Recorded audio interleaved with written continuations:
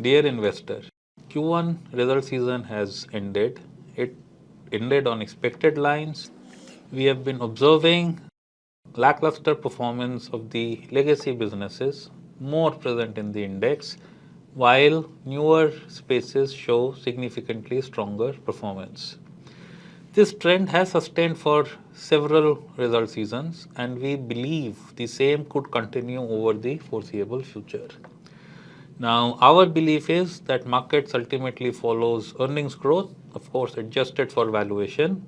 And since today there are several spaces that are delivering growth in earnings of an order higher than that of the index, as we have said before, we see this as a time for alpha. If one looks at our portfolios, one would find that our constructs doesn't have most legacy businesses, spaces like large banks, large IT, staples, commodities, fossil fuel based businesses, ICE vehicles, etc. are minimally represented in our house. Since these spaces are strongly represented in index but have low representation in our constructs, our tracking error is very high and we do expect it to continue. Now, high sustained earnings growth is available in spaces like electronic manufacturing, new tech, which includes consumer and fintech companies, renewables, defense, manufacturing, hospitals, and pharma narrow spaces like GLP-1 drugs, capital market participants like, let's say, AMCs, luxury consumption, which includes travel, tourism, jewelry, hotels, etc. Now, these are spaces which are well represented in our house across our funds. Our focus on companies with high EPS growth means that the beta of our funds may be higher, indicating potentially greater volatility versus the market trends.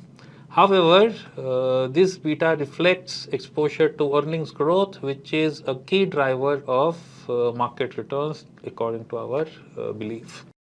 We seek to limit beta arising from factors such as commodity dependence, excessive leverage, and structurally challenged businesses. That we think is bad beta. Investors should not expect to find commodities or excessively leveraged business in our fund constructs for this reason. We aim to maximize growth-oriented beta consistent with our investment approach. We think this is good beta. Now, the India-US trade deal is again getting focused. There has been visits to iron out the differences. The CEA has made a comment setting the expectation of the deal to be between 10 and 15% range. This seems reasonable given the size of our market, exports from US and growth delta between our two economies. If the deal does happen in this range, it could be a long-term positive for the economy and may provide access to one of the world's largest market to our exporters at one of the lowest low rates globally. This could prove to be large support to the Make in India initiative of the GOI, particularly in the labor-intensive spaces. The most equity market relevant areas such as electronics, pharmaceuticals, etc. are not impacted by tariff. A deal could help remove the sentiment overhang. Now, sentiment is important in the market. Why buys and sells in the market are matched on a daily basis. It is sentiment that determines where the settlement finally happens between buyers and sellers. Performance of most global markets improved substantially after the deal was struck with the US.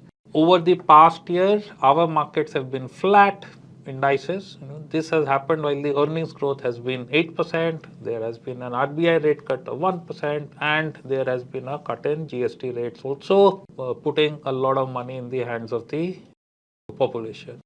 Now, some estimates say GST rate cuts potentially save consumers over 1 lakh crore, resulting in a potential demand increase in future.